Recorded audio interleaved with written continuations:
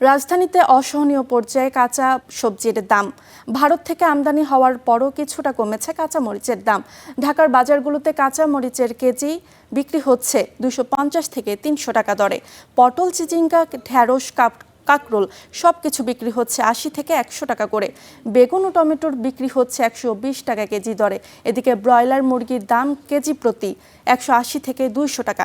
সোনালী মুরগির দাম কেজি প্রতি 360 টাকা। কমেনি ডিমের দামও। ডজন প্রতি বিক্রি হচ্ছে 150 টাকা ও গরুর মাংস বিক্রি হচ্ছে কেজি প্রতি 800 টাকা দরে।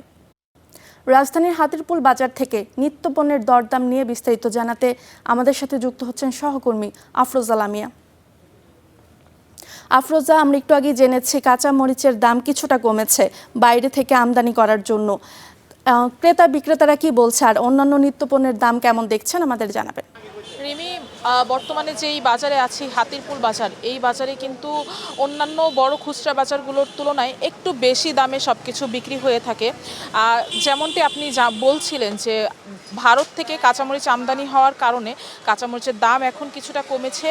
এরই মধ্যে দেশের 3টি স্থলবন্দর, বেনাপোল স্থলবন্দর, সোনা মসজিদ এবং হিলি স্থলবন্দর থেকে কিন্তু মরিচ আমদানি শুরু হয়েছে। সেজন্য মরিচের দাম কেজিতে 100 থেকে 150 মতন কমে 250 থেকে 300 টাকা কেজিতে বিক্রি হচ্ছে। এছাড়া অন্যান্য যেই নিত্যপণ্য বা যেই সব কাঁচা সবজি রয়েছে নিয়মিত খাওয়ার জন্য, যেমন পটল, চিচিঙ্গা, ঢেঁড়স, করলা, ঝিঙ্গা, এই সব কিছুই কিন্তু 80 টাকার উপরে বিক্রি হচ্ছে। কেজি প্রতি 80 টাকা থেকে 100 টাকার মধ্যে বিক্রি হচ্ছে এবং বেগুনের দামটা কিন্তু 120 টাকা কেজি রয়ে গিয়েছে। আমরা দেখছিলাম যে 2 দিন আগেও বেগুনের দাম 200 টাকা ছিল, এখন বেগুনের দাম 120 টাকা কেজিতে বিক্রি হচ্ছে। সবচেয়ে কম দামি সবজি যেটা বলবো সেটা হচ্ছে পেঁপে বিক্রি হচ্ছে 40 থেকে 50 টাকা কেজি এবং লাউ প্রতি পিস 60 থেকে 70 টাকা বিক্রি হচ্ছে।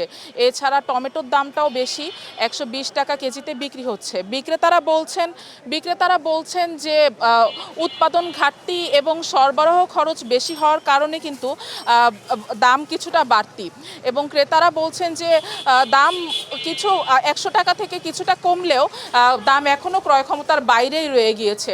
এই ছিল রাজধানীর বাজার পরিস্থিতি। ধন্যবাদ আফরোজা।